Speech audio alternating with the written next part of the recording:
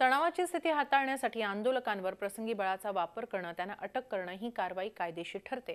मात्र जर पोलीस आंदोलकांवर थेट गोळी झाडण्याची धमकी देत असतील तर असाच काहीसा प्रकार नागपूरमध्ये पाहायला मिळाला।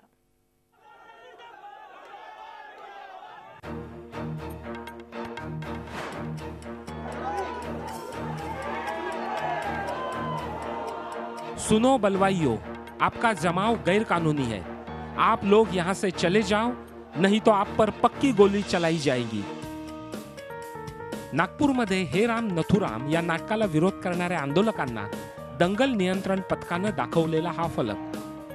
काँग्रेस, राष्ट्रवादी आणि संभाजी ब्रिगेडने या नाटकाला विरोध करण्यासाठी देशपांडे नाट्यगृहाबाहेर आंदोलन केलं। शांततेच्या मार्गाने निदर्शनं सुरू होती, मात्र त्याच वेळी आंदोलकांना थेट गोळीबाराची इशारावजा धमकीच दंगल नियंत्रण पथकाने दिल्याचं पाहायला मिळालं।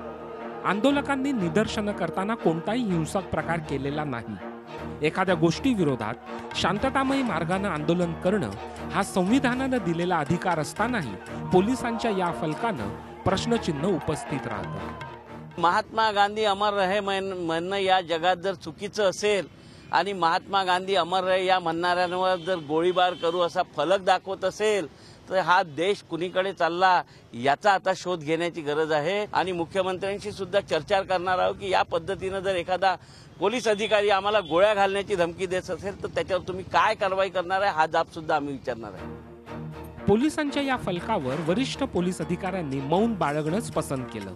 भारतीय दंड विधानाच्या 129 नुसार 5 पेक्षा जास्त मंडळी एकाच ठिकाणी जमली असतील आणि कायदा सुव्यवस्थेचा प्रश्न उभा राहिला असेल तर लाऊडस्पीकरवरून माहिती देऊन अटक कारवाई करता येते।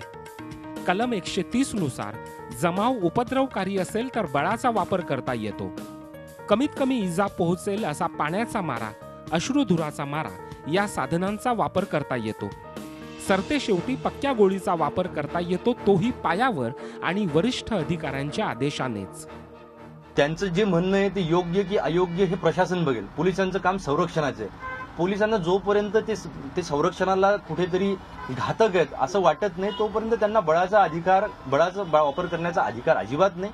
ते जे काय करतात हे एक्सेस आहे, त्यांनी हे करायला नको होतं आणि चुकीचं आहे।